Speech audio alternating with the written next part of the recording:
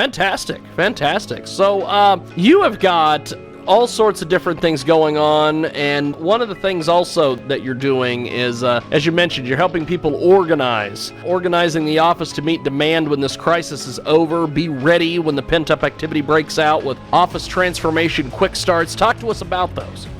Well, the one thing we've created specifically for this time in history is a quarantine quick start, which is actually a free webinar.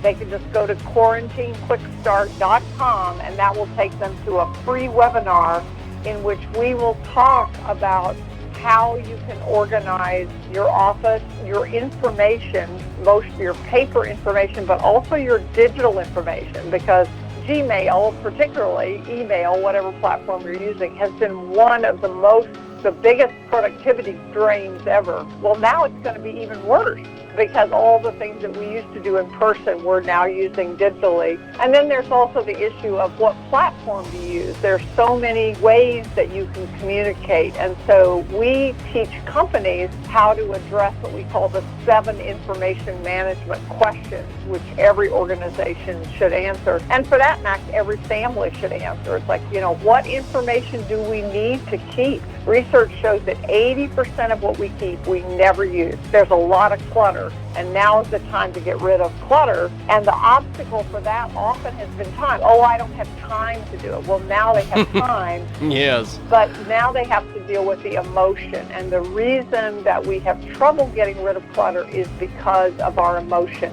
Usually fear. It's the fear. I wrote a book called Less Clutter, More Life. And the premise is that physical and digital clutter is a symptom of emotional and spiritual clutter. When people hang on to things, when they have things that they're not really using, but they're just, or not wearing, like clothes you're not wearing, exercise equipment you're not using, memorabilia, all that kind of stuff. When people are not letting go of it, it's because of fear. Fear of making a mistake.